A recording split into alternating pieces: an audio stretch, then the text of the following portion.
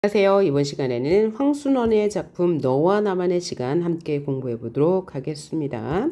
자, 일단 너와 나만의 시간이 어떤 의미인지 먼저 볼게요. 제목이죠. 자, 너와 나만의 시간은 어떤 시간이냐? 자, 이 작품의 배경은 6.25 전쟁이죠. 남북 전쟁 중에 낙오된 세 사람의 병사가 있습니다. 이 세 병사님 주대위, 현중이, 김일등병 세 사람이죠. 근데 이들은 전쟁 중에 본진에서 낙오가 되었으면 굉장히 죽음에 대한 공포가 클 거예요. 그렇죠? 그런 상황에서 이 세 인물들이 어떤 심리로 어떤 삶의 방식을 보여주는지를 중심으로 이어가고, 결국은 작가가 하고 싶은 말은 뭐 남북 전쟁이다 해가지고 뭐 이데올로기의 대립, 갈등 이런 게 아니고요. 이런 극한 상황에서 뭐 계급도 혹은 뭐 질서도 의미가 없는 죽음이라는 극한 상황에서 보여지는 인물들의 생존 의지, 그리고 인간의 존재의 의미를 다루고 있습니다. 그래서 너와 나만의 시간은 어떤 의미를 가져요? 위계 질서나 규율이 무의미한 극한 상황에서 순수한 본성이 드러나는 시간, 그것이 바로 너와 나만의 시간이고요. 이 시간에서 작가는 인간애가 이 극한 상황에서도 드러난다는 걸 강조하고 있습니다. 자, 그리고 이 소설은 단편 소설입니다. 분량이 매우 짧죠.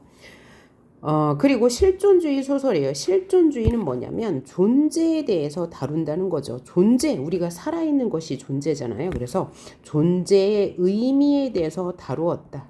우리가 산다는 것은 어떤 의미인가? 이 작가는 뭐야? 인간애를 우리의 본성이 굉장히 뭐하다? 선하다. 즉 인간애를 가지고 있다는 걸 강조하고 있고요. 전후 소설이니까 뭐야? 전쟁을 소재로 하고 있는 소설이다 라고 생각하시면 될 것 같고, 사실적이라는 말은 당시 그 전쟁 상황에서 일어날 수 있는 일들을 사실적으로 보여줘요. 감각적 이미지로 보여주고요. 또 하나, 인물들의 심리는 작품 밖에 있는 서술자가 전지적인 입장에서 초점 인물을 이동하면서 새 인물의 심리를 다 보여줍니다. 그래서 주제가 뭐라고요? 휴머니즘적이에요. 인간애를 다루고 있다는 거고, 상징적 소재가 등장합니다. 현중위의 꿈속에 나오는 개미들, 여왕벌, 이런 상징적 의미 알아야 되고, 그 다음에 개 짖는 소리, 총, 또 포소리, 또 물소리, 새소리, 물소리, 이러한 것들이, 또 까마귀도 있네요.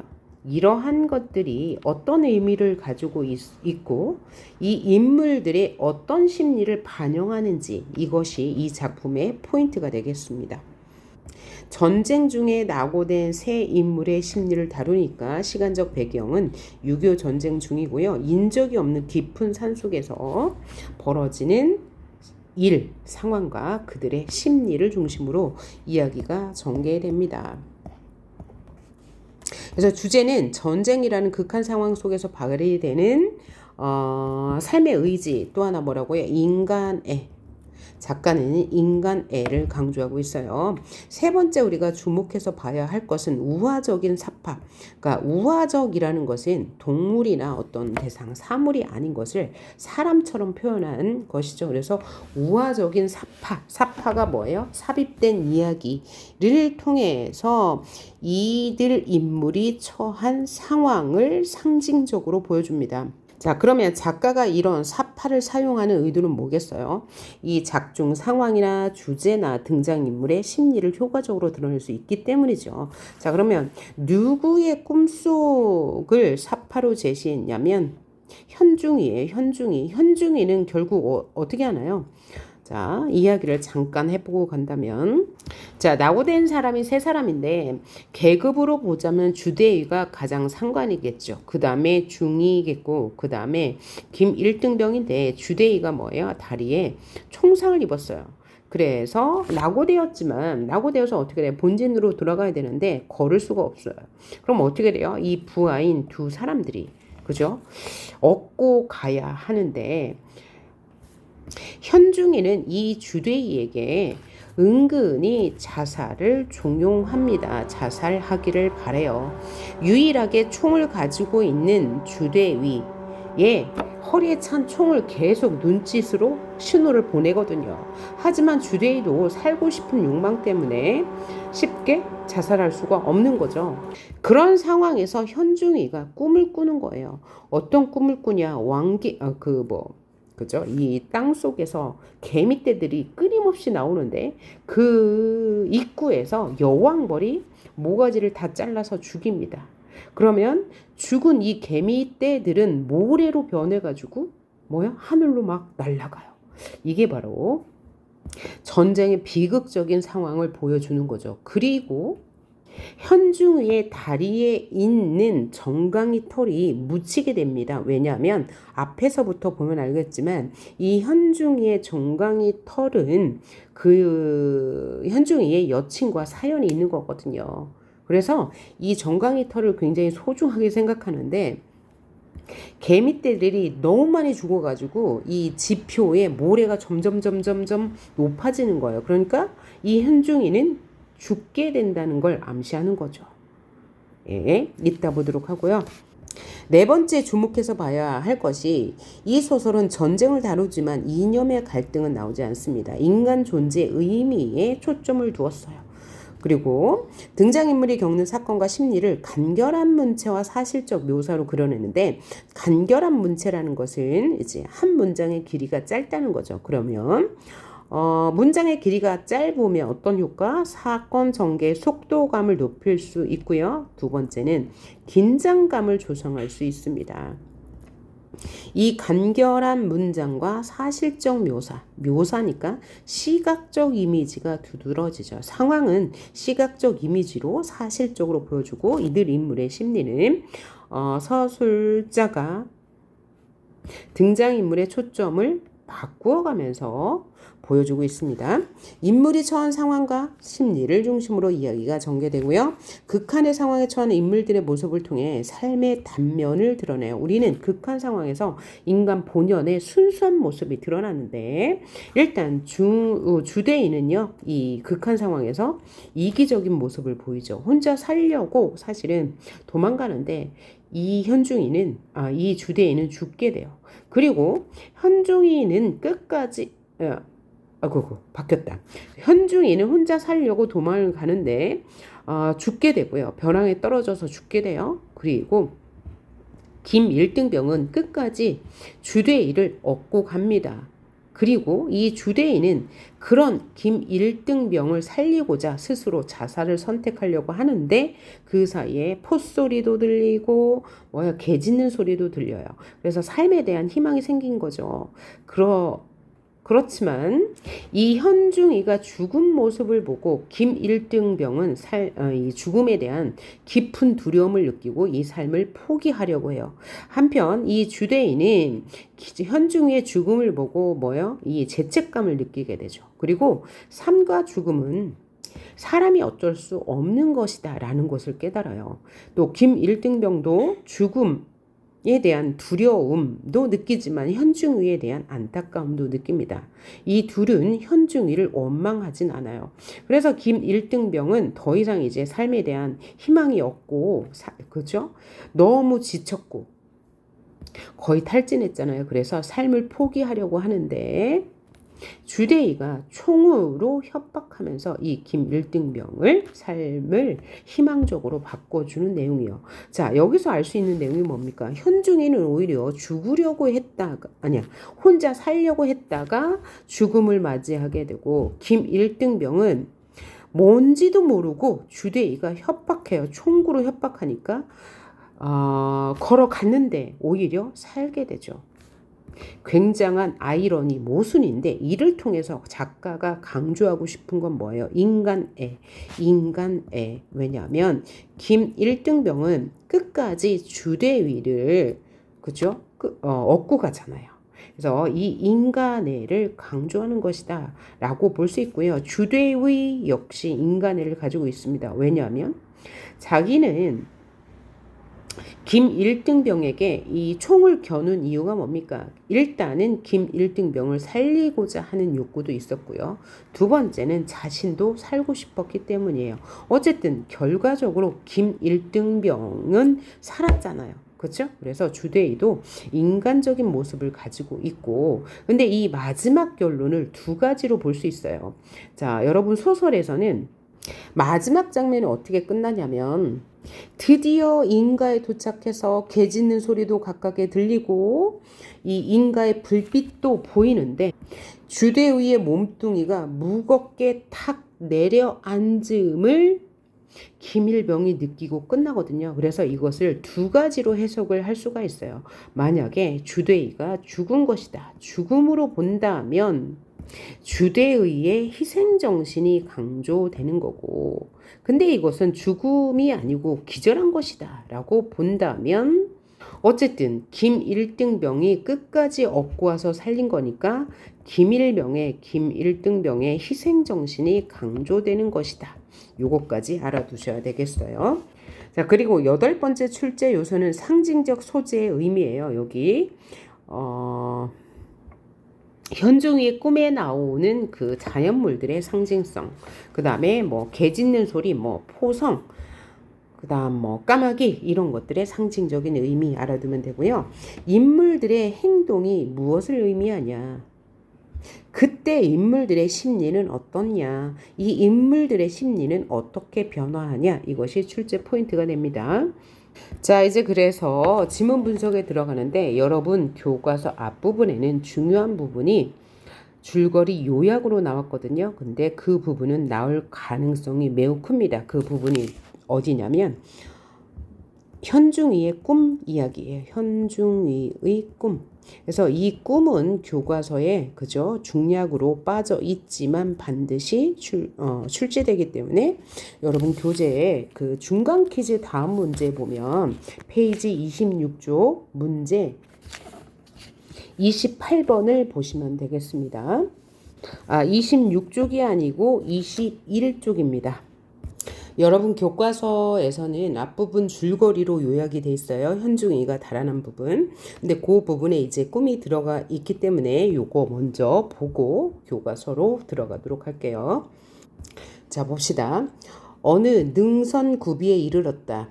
김일등병이 대번해서 업을 차례였다. 그러니까 번갈아 가면서 업는다는 거죠. 지형상으로 모아 앞에 가로놓인 계곡을 내려가 앞산으로 질러 올라가면 잠깐이요. 그렇지 않으면 꼬불꼬불 굽이진 능선을 상당히 돌아가지 않으면 안 되는 곳이었다. 그러니까 산속에서 이들이 지금 헤매고 있는 장면입니다. 현종이는 계곡을 내려가 곧장 가자고 했다. 누구든지 그렇게 보는 것이 타당할 것이었다. 더욱이 그들은 단 몇 걸음의 단축이 남아 염두에 두지 않으면 안 될 처지였다. 왜냐하면 이들은 지쳤고 먹을 것도 없고 고립되었고 그러니까 굉장히 다급한 상황이죠. 김일등병의 의견은 그러나 그렇지 않았다. 그러니까 김일등병과 현중이가 의견이 달랐어요. 어느 길로 가야 할지. 계곡을 내려갔다가 나무 숲 속에서 방향이라도 잃게 되면 고생은 고생대로 하고 길만 더 더디게 되기 쉽다는 것이다. 얼른 결정이 지어지지 않고 있을 때 주대의가 한마디 했다. 왜냐하면 주대의가 뭐야? 가장 큰 상관이니까, 높은 상관이니까 주대의가. 현중이 김일병의 말대로 하지. 퍼뜩 현중이의 눈이 주대의의 허리에 매달려 있는 권총으로 갔다. 그럼 현중이는 왜 주대의의 권총에 시선을 두었을까요? 부상자인 주대의가 자결하면 나머지라도 살 수 있게 될 수 있으니까 자살을 종용한 거죠. 다음이 이제 꿈으로 이어집니다. 한결같이 누렇게 뜬 하늘에는 현중이의 꿈이에요. 황달 뜬 태양이 타고 있고 그 밑으로 한없이 넓게 깔려 있는 불모의 황야, 생명력이 없는 넓은 들판. 또 태양도 황달이 떴어. 태양이 원래는 붉은빛이었는데 붉지 않아. 그러니까 이 자연현상은 굉장히 삭막하고 위급한 상황을 보여주죠. 이것은 바로 전쟁의 상황일 거예요. 그 한가운데 그는 땀을 철철 흘리고 있다. 그래서 그는 현중이가 되겠죠. 앞에 누렇게 뜬 메마른 흙바닥도, 그죠? 다 지금 이제 자연물도 생명력을 잃었어요. 개미 구멍이 있어서 누런 빛을 한 조그만 개미떼가 연달아 기어 나오고, 그것을 구멍 입구에 같은 빛깔의 왕개미가 대기하고 서서 자꾸만 목을 잘라내고 있는 것이었다. 좀 끔찍한 상황이죠. 왕개미가 이 조그만 개미떼가 나오는 입구에서 다 죽이고 있어요. 마치 그것은 왕개미가 기계적으로 주둥이를 놀리고 있는데 거기 꼭 맞는 속도로 작은 개미떼들이 기어나와 목을 들이미는 것과 같았다. 그러고 목 잘린 개미떼들은 그대로 누렇게 뜬 흙으로 화해버리고 변해버렸어요. 흙으로 변한대요. 개미떼들이. 자, 거기 따라 점점 흙이 높아지면서, 흙이 높아졌던 얘기는 이 개미떼들이 엄청 많이 죽어간다는 얘기죠. 그의 정강이, 현중위의 정강이 털이 거의 묻히게 되어 있었다. 그러니까 이 현중이도 죽음의 공포를 느끼고 있는 거죠. 실제 현실에서 어때요? 죽음의 공포를 느끼고 있는 것이 그대로 꿈에 나왔어요. 초조할 밖에 없었다. 하지만 그는 그곳에서 서 있을 수밖에 없는 것이었다. 왜냐하면 흙이 무릎까지 차올랐으니까 움직일 수가 없는 상황이죠. 현실의 상황과 똑같은 거야. 그러다가 문득 그는 개미구멍 한 옆에 따로 뚫어져 있는 쇳구멍 하나를 발견했다. 이것만은 꿈속에서는 전혀 없었던, 지금 그 자신이 의식적으로 뚫어놓은 구멍이다. 그러니까 의식적으로 뚫어놓은 구멍은 뭐야? 탈출하고 싶은 욕망을 말하겠죠. 그런데도 어리석은 개미떼들은 그냥 본래의 구멍으로만 나오면서 목을 무수히 잘리우고 있는 것이었다.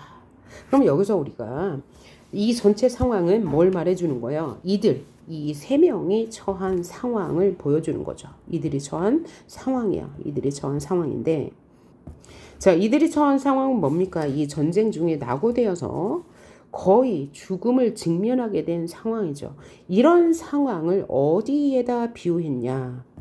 황달 뜬 태양, 불모의 황야, 메마른 흙바닥. 이 전쟁 상황을 1, 2, 3으로, 그죠? 꿈속에서 보여주고 있고요. 자, 왕개미가 개미떼들이 나오는 입구에서 그들의 목을 잘라 버리고 있어요. 그러면 이 왕개미가 의미하는 것은 뭘 것 같아요?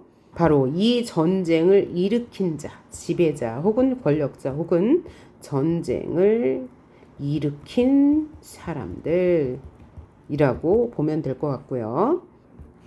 조그마한 개미떼, 또 목이 잘린 개미떼, 또 누렇게 흙으로 화해버린 개미떼들은, 이상 세 개들은 1, 2, 3들은 전쟁에 희생당하는 사람들, 즉 병사들을 의미할 것 같죠. 그 다음에 그러면 이 어리석은 개미떼는 쇳구멍이 있는데도 도망가지 못하는 개미떼들은, 그죠? 희생당하는 사람들인데 어리석은 사람들이겠죠. 그죠? 어리석은 사람들 혹은 무기력한 병사들, 무기력한 병사들이 될 거예요. 그 다음 여기 쇳구멍은 바로 죽음의 상황을 벗어날 수 있는 탈출구가 될 거고, 또 그의 정강이 털이 거의 묻히게 되었다. 이건 뭘 암시하나요? 그의 죽음. 현중이의 죽음을 암시한다고 볼 수 있습니다. 자, 이게 이렇게 주관식으로 나올 수도 있고요. 객관식으로 나올 수도 있습니다. 요거 꼭 유념해서 보도록 하고요. 끝에 내용까지 다 살펴보면 이게 무엇을 의미하는지 굳이 외우지 않아도 알 수 있게 될 거예요. 자, 그러면 교과서 텍스트로 넘어가도록 할게요. 여러분 교재 이쪽으로 돌아와서 봅시다. 앞부분 줄거리. 전쟁 중 인적이 없는 깊은 산속에 낙오된 주대의 현중이 김 1등병은 무작정 남쪽으로 향한다. 현중이는 부상을 당하여 이동에 방해가 되는 주대의에게 스스로 목숨을 끊어 다른 사람의 짐을 덜어달라고 은연중에, 그렇죠? 압박하지만 주대의는 이를 외면한다. 살고 싶기 때문에 결국 현중이는 밤에 두 사람을 버리고 몰래 떠나고 김 1등병이 혼자서 주대의를 얻고 이동한다. 자, 그러니까 이 현중이는 이기적인 인물이죠. 그죠? 그 다음에 김 1등병 혼자서 얻고 가니까 좀 인간애가 있는 사람이다 라고 판단할 수 있겠고, 김 1등병도 군복바지와 군화마저 벗어버렸다. 그러면 1등병도라고 했으니까 누구도 벗었다는 얘기예요. 현중이도 그죠? 군복 바지와 군화를 벗어버렸고 김 1등병도 벗어버렸어. 왜요? 이 군화가 한 짝에 1kg씩 된다고 해요. 그런데 이들은 발걸음이 무겁잖아요. 게다가 누구도 김 1등병은 저기 누구죠? 주대의까지 얻고 가야 하는 상황이니까 체력이 이미 고갈되었음을 알 수 있어요. 둘 다. 체력이 고갈되었다. 이미 지쳤습니다. 맨발로 산길을 걷기가 힘들다는 걸 모르는 바는 아니었다. 하지만 우선 신발이 천근만근 무겁게 여겨져서 견딜 수가 없었다. 그래서 이들은 매우 지친 상황이고 주대의를 누가 이 김 1등병이 혼자서 얻고 가야 하는 상황이 부담스러운 상황인 것을 알 수 있어요. 여기저기 발바닥이 터져서 피가 내배었다. 김 1등병이요. 그렇다고 돌부리가 아닌 고운 땅만 골라 밟을 수도 없죠. 체력이 지금 고갈되었기 때문에. 한결같이 눈에 뵈는 것은 인가가 아닌, 인가가 뭐예요? 사람이 몰려있는 곳이죠. 사람이 몰려있는 곳으로 가야 이들은 일단 체력도 그죠? 보충할 수가 있고 뭐 먹을 수도 있고 살 수 있는 건데 그러지 못해요. 근데 보이는 것은 인가가 아니라 산봉우리의 계곡에 움직임 없는 굴곡뿐이다. 그리고 기에는 그처럼 갈망하고 있는 아군의 포소리 대신, 포소리는 안 들려, 인가도 없어. 한없이 먼 데까지 퍼져나간 고즈넉함과 김 1등병의 몰아시는 거친 숨소리뿐이었다. 자, 여기 다양한 감각적 이미지 보이네요. 굴곡뿐 시각, 포소리 청각, 그리고 숨소리도 청각이네요. 그리고 또 하나 봐야 할 것이 이 김 1등병이 거친 숨소리를 내고 있는데 인간은 보이지 않아요. 그 다음에 포소리도 들리지 않아요. 포소리가 들리기를 소망하고 있고 인가가 보이기를 소망하고 있으나 들리지 않고 보이지도 않아. 그래서 상황의 대비가 이루어지고 있네요. 상황이 대조되고 있다는 거 확인하시고, 그래도 주대인은 온 신경을 기로 모으고 있었다. 왜요? 이 포소리가 들리는지 인가의 기척이 들리는지 확인해야 하기 때문이겠죠. 자, 이렇게 이제 그 극한 상황에서도 누구는 주대인은 침착하게 주변을 살피고 있네요. 어떤 색다른 소리나마 놓치지 않으려는 상황이다. 이를 통해서 주대인은 김 1등병에 대한 책임감도 가지고 있고 동시에 삶에 대한 강한 의지도 가지고 있다고 판단할 수 있겠죠. 다음 단락. 한 번은 주대이가 저리가 물을 마시고 가자고 했다. 그랬더니 김 1등병은 물이 어디 있는가 싶었다. 그러나 주대이가 말하는 대로 가보니 바위 틈에서 샘물이 흐르고 있었다. 이를 볼 때 주대이는 감각이 매우 뛰어나네요. 그래서 뒤에 이야기 뒤쪽으로 가면 주대인은 pot소리도 듣고 개 짖는 소리도 듣게 되거든요. 그것에 대한 암시라고 볼 수 있습니다. 그러니까 일종의 복선이 되는 거죠. 그러니까 이들은 뭐야? 살 수 있다는 것을 암시하는 구절이 되겠습니다. 그러면 주대인은 왜 이렇게 그죠? 감각이 뛰어날까요? 이 사람은 경험이 많기 때문이에요. 전쟁에 대한 경험도 많고 일단 뭐 이 사람이 경험이 많다는 것은 그의 직급을 통해서 계급을 통해서 알 수 있죠. 대위니까요. 그렇죠? 자, 그다음 하루 종일 걸은 것이 겨우 20리도 못 뛰었다. 왜냐하면 이들은 걷기가 느릴 수밖에 없는 게 이미 탈진했죠. 또 이 얻고 가야 하죠. 배도 고프겠죠. 또 날은 여름입니다. 그런 상황에서 빨리 걸을 수가 없는 거예요. 그렇죠? 기력이 쇠진해 가고 있어요. 그동안 두 사람은 산개구리 몇 마리를 잡아 날로 먹었을 뿐이다. 이 두 사람은 살아있는 개구리를 날로 먹었대요. 이 두 사람의 극한 상황을 보여주는 동시에 산개구리를 날로 먹었고 이들의 상황은 뭐예요? 죽음의 직면에 있는 상황이죠. 그래서 이들의 상황과 산개구리가 또 뭐야? 대조를 이룬다고 볼 수도 있네요. 개구리는 살아있고 이들은 거의 죽음에 직면해 있어요. 그래서 이들의 이 절박하고 극한의 상황을 강조하는 것이다 라고 생각할 수 있겠어요. 자, 그 다음 김일등병의 무릎은 굽어지고 허리는 앞으로 솟아져 거의 기어가는 수준이었다. 주대인은 김일등병의 허리가 앞으로 숙이는 각도에 따라 그만큼의 자기의 생에 대한 희망도 꺾여 들어감을 느껴야 했다. 왜냐하면 주대인은 김일등병에게 업혀갈 수밖에 없는 처지이기 때문에 김일등병이 힘들어지면 자신의 삶의 희망도 줄어드는 것이라고 느끼는 것이겠죠. 저녁 때쯤 어느 능선을 돌아 올라가노라니 앞에서 까마귀 한 마리가 펄럭하고 올라왔다. 저녁 때쯤이래요. 자, 그럼 까마귀가 우리는 이제 흉조죠, 흉조. 그래서 이 까마귀는 죽음을 상징하는 새라고 해요. 그래서 이 까마귀를 본 것을 통해서 뒤에 어떤 일이 이어질 것임을 알 수 있나요? 현중이의 죽음을 알 수 있습니다. 깎은 듯한 낭떠러지가 가로놓여 있었다. 자, 발길을 돌리며 김일등병은 무심코 아래를 쳐다봤어요. 그렇죠? 우연히 쳐다보게 되었는데 거기에 까마귀 두세 마리가 앉아 무언가를 열심히 쪼고 있었다.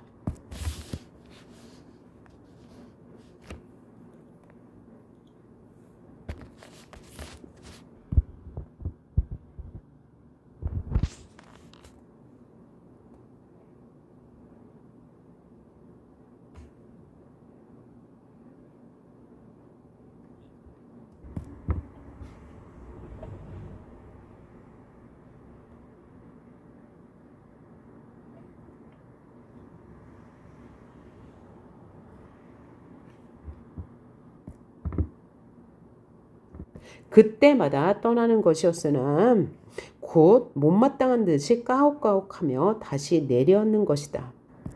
그럼 여기서 김일등병이 돌멩이를 던져서 까마귀를 쫓은 이유는 뭘까요?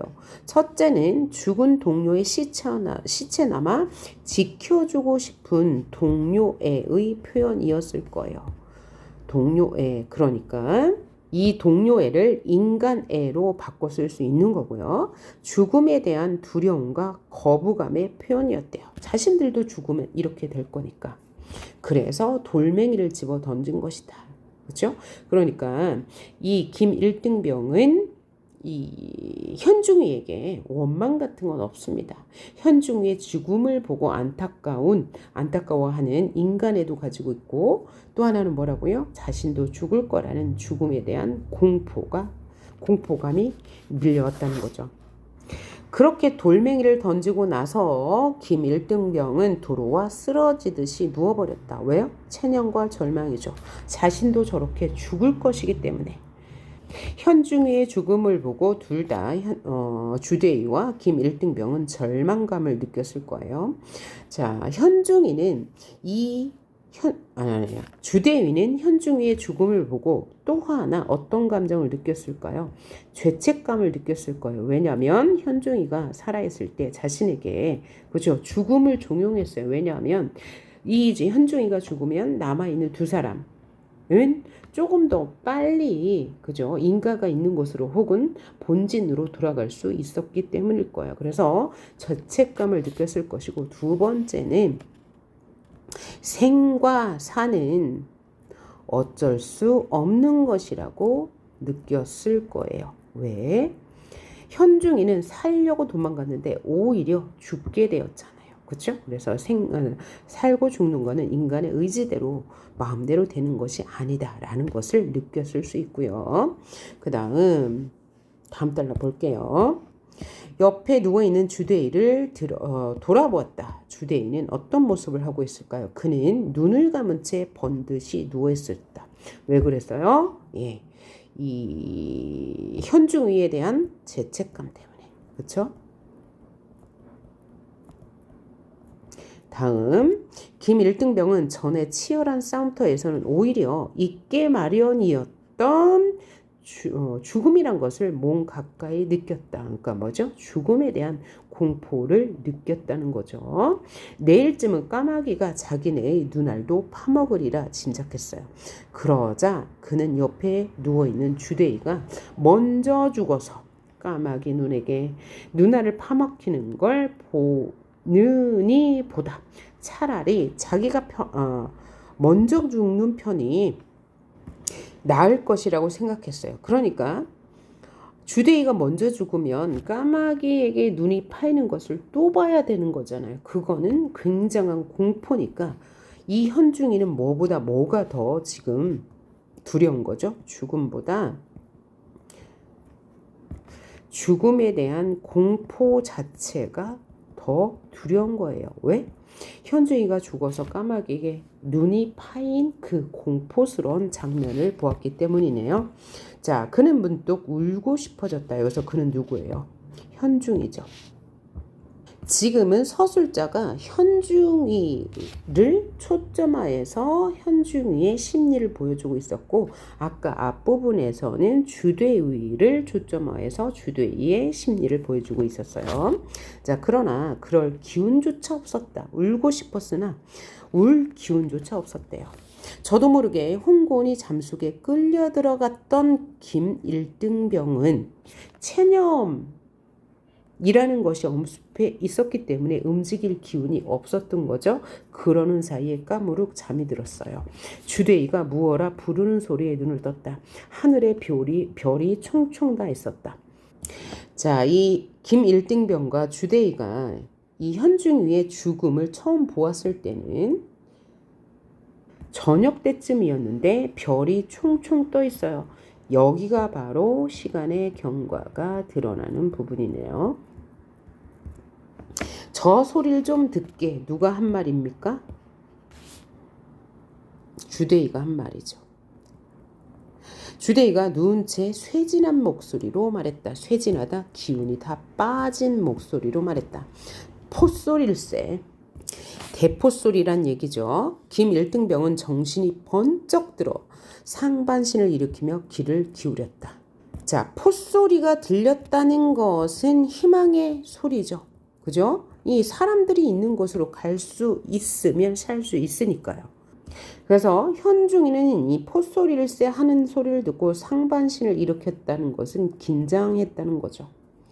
그죠? 왜요? 살 수 있는 희망이 있나라는 긴장감. 과연 먼 우레소리 같은 포성이 은근히 들려오는 것이다. 어느 편 포입니까? 라고 물어봤어요. 그만큼 이 주대인은 이 군대에 대한 경험이 많아서 포소리만 들어도 그렇죠? 어느 편의 포소리인지 알 수 있는 거예요. 아군의 포야, 우리 편의 포야. 155mm의 포야. 굉장히 전문가예요. 이 주대위의 감별이면 틀림이 없다. 경험이 많은 전문가이기 때문이죠. 그래, 얼마나 먼 거리냐고 물으려는데 주다이 편에서 먼저 말했다. 그렇지만 너무 멀어 40리는 좋게 되겠어. 자, 40리가 되는 길이면 40리가 몇 킬로인지 정확히는 모르겠지만 이들은 아까 하루에 몇 리를 걸었어요? 4리를 걸었다고 했잖아요. 그러면 40리면 열흘을 걸어야 하는 거리예요. 그러니까 이 포소리가 이들에게 희망이 될 수가 없는 거죠. 맨 처음에 포소리를 들었을 때는 잠시 희망을 가졌어요. 그런데 40리나 되는 먼 거리에서 그죠? 나온 소리이기 때문에 희망이 좌절된 거죠. 그래서 앞에 나온 포소리는 일시적인 희망을 주었지만 곧 좌절되는, 그죠? 희망이 좌절되는 포소리였다. 요거 확인하시고, 그렇다면 아무리 아군의 포라해도 소용이 없다. 이들은 이미, 그죠? 체력이 다 쇠진에 있기 때문에 갈 기운이 없어요. 김 1등병은 도로 제자리에 누워버렸어요. 체념이죠. 그죠? 실망감의 표현입니다. 주대인은 지금 자기는 각각으로 죽어가고 있다고 느꼈다. 그렇죠? 이 다리 부상 때문이죠. 이상스레 맑은 정신으로 그게 느껴졌다. 그러다가 그는 드디어 지금까지 피해오던 어떤 상념과 정면으로 마주쳤다. 이게 어떤 상념이겠어요? 아까 현중위의 죽음을 보고 느꼈던 죄책감. 으로 인해서 어떤 상념과 정면으로 마주쳤어. 그 죄책감은 뭐였어요? 자신이 자살하였다면 현중이가 죽지 않았을 때 하는 마음이기 때문에 이때 어떤 상념은 자살이겠죠. 그렇죠? 이 자살과 정면으로 부딪혔다라는 것은 자살을 결심했다라는 뜻이겠죠. 그것은 권총을 사용해야 한다는 것이다. 권총을 사용해서 뭐 한다고요? 자살한다. 그래서 이때 권총은 자살의 의미라는 것 알아두시고 뒤에 나오는 권총의 의미가 또 구분되기 때문입니다. 아무래도 죽을 자기가 진작 자결을 했던들. 모든 문제는 해결될 것이 아니었던가. 지금 죄책감을 느끼고 있죠. 첫째, 현중이가 밤길을 서두르다가 벼랑에 떨어져 죽지 않았을지 몰라 후회와 죄책감. 또 아무튼 이제라도 자결을 해버려야 한다. 그러면 아무리 지친 김을 1등병이라 하더라도 혼자 몸이니까 어떻게든 아군 진지까지 도달할 가망성이 전혀 없는 것이 아니다. 그러니까 자신이 자살을 함으로써 누굴 살릴 수 있다고? 김 1등병을 살릴 수 있다고 생각했기 때문에 지금 자살을 하자라고 생각한 거예요. 그는 김 1등병을 향해 포소리 나는 방향은 동남쪽이다. 바로 우리가 누워있는 발 쪽 벼랑을 왼쪽으로 돌아 내려가면 된다. 이 얘기 왜 했어요? 김 1등병이 혼자서 아군 진지를 찾아갈 수 있도록 그죠? 도와주는 말이죠. 있는 힘을 다해 명령조로 말했어요. 자신이 상관이니까 그를 살리기 위해서. 그리고 무거운 손을 움직여 허리에서 권총을 슬그머니 뺐다. 자살을 하려는 순간 위기감이 고조됐네요. 그때 바로 그때 주대위의 귀에 은은한 포소리 사이로 또 다른 하나의 소리가 들렸다. 처음에는 그도 의심스러운 듯이 귀를 기울이고 있다가 저 소리가 무슨 소리지? 라고 주대위가 말하니까 김 1등병이 고개만을 들고 잠시 귀를 기울이더니 무슨 소리 말합니까? 그러니까 누구죠? 김 1등병은 못 들었어. 무슨 소리를? 저 소리를 못 들었어요. 지금은 안 들리는군. 거기에 그쳤던 소리가 바람을 탄 듯이 다시 들려왔다. 저 소리가. 저 소리 말이야. 이 머리 쪽에서 들려오는 저 소리 말이야. 그래도 김 1등병의 귀에는 아무것도 들리지 않았다. 그러니까 이 주대위는 경험이 많아서 그죠? 이런 일에 아주 능숙합니다. 개 짖는 소리 같아. 이 개 짖는 소리는 희망의 소리죠. 주변에 뭐야? 인가가 있다는 것이니까요. 이 소리를 들으면 누구든지 삶의 욕구, 희망을 가질 거예요. 그래서 주데이도 강인한 생존 욕구를 느끼게 되고요. 삶의 희망을 갖게 된 소재가 되는 거죠. 따라서 주데이에게 심리 전환을 가져오는 소리가 될 겁니다. 그런데 이 소리는 주데이만 들었지 누구는 김일등병은 듣지 못했어요. 개 짖는 소리라는 말에 김일등병은 지친 몸을 벌떡 일으켜 또 긴장감, 그렇죠? 긴장감 그리고 기대감이 있을 거예요. 머리 쪽으로 무릎 걸음을 쳐 나갔다. 개 짖는 소리가 들린다면 그리 멀지 않은 곳에 인가가 있음에 틀림없다. 이거 이제 주데이의 내면 심리예요. 삶에 대한 희망을 가진 거죠. 그 등성이를 넘어가면 된다. 그러나 김일등병의 귀에는 여전히 아무것도 들리지 않았다. 그는 누웠던 자리로 도로 뒷걸음질 쳤다. 소리가 들리지 않았기 때문에 주데이가 환청으로 들었다고 생각하는 거죠. 주데이는 김일등병에게 무엇인가를 주고 싶었다. 그리고 그것을 자신도 받고 싶었다. 여기서 김일등병에게 주고 싶은 무엇, 자신도 받고 싶은 무엇은 뭘까요? 바로 삶에 대한 희망이 되겠죠. 김일등병에게도 자신에게도 삶에 대한 희망을 주고 싶은 주데이의 모습. 김일등병이 들어놓은 혼잣말로 내일쯤은 까마귀 떼가 더 많이 모여들겠지. 눈알이 붙어있는 것도 오늘 밤뿐이야. 그러니까 이 주데이는 죽음을 생각하면서 주데이가 아니고 김일등병은 좌절하고 있어요. 죽음을 생각해요. 좌절, 희망이 없다고 봐요. 이 말이 채 끝나기도 전에 갑자기 권총 소리가 그의 기천을 때렸다. 김일등병이 깜짝 놀라 돌아보니 어둠 속에서 주데이가 권총을 이리 겨눈 채 목 속에 잠긴 음성치고는 또렷하게 날 업어 라고 명령하는 거예요. 이 명령은 뭐예요? 위협이죠. 협박이에요. 그럼 왜 주데이는 김일등병에게 그죠? 총으로 위협하면서 자신을 업으라고 했을까요? 바로 이렇게 좌절에 빠진 김일등병을 그죠? 삶의 희망으로 바꿔주고 싶었기 때문이에요. 왜? 주데이는 분명히 개 짖는 소리를 들었기 때문이죠. 삶에 대한 의지가 새롭게 솟아났습니다. 김일등병은 무슨 영문인지 몰라요. 하지만 상관이니까 하라는 대로 일어나 등을 돌려댈 수밖에 없었다. 자, 걸어라 또 명령했어요. 김일등병은 자기 오른쪽 귀에 권총 끝이 와 닿았음을 느꼈다. 총으로 위협하니까 그렇죠. 걸을 수밖에 없죠. 이 권총으로 위협하는 것만이 삶을 포기하여 탈진에 쓰러진 누구를 김일등병을 세우는 방법이었기 때문입니다.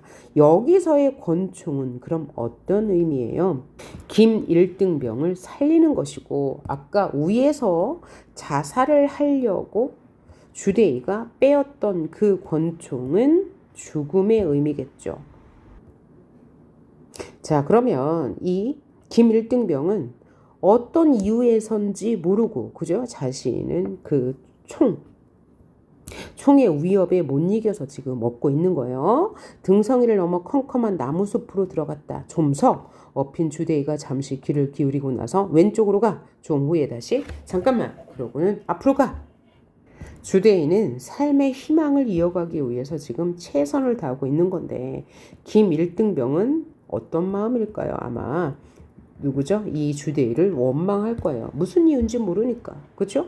이 주데이는 이 김일병은 개 짖는 소리를 못 들었고 그 주데이가 개 짖는 소리를 들었다고 한 것이 아마 환청일 것이라고 생각했으니까요. 자, 이렇게 왼쪽으로 오른쪽으로 앞으로 하는 주대희의 말대로 죽을 힘을 다해 걸음을 옮겨놓는 동안에도 김 1등병의 귀에는 아무것도 들리지 않았다. 혹시 주대희가 죽음을 앞두고 헛개비 소리를 듣고 그러는 게 아닐까? 그렇다면 하필 자기네 두 사람은 마지막에 이러다가 죽을 필요가 뭐야? 어차피 죽을 건데 편하게 죽지. 이렇게 고생하면서 왜 죽어? 라는 원망이죠. 여기서 지금 원망 하고 있습니다. 어제 저녁부터 혼자 얻고 오느라고 온갖 고역 힘든 일을 다 겪으면서도 느끼지 못했던 원망이 주대희를 향해 거듭 복받쳐 오름을 어찌할 수가 없었다. 자, 김 1등병의 심리를 직접적으로 서술자가 직접적으로 제시하고 있네요. 이때 김 1등병은 자신을 살리려는 누구? 주대위의 의도를 알아야 몰라요? 모르고 있습니다.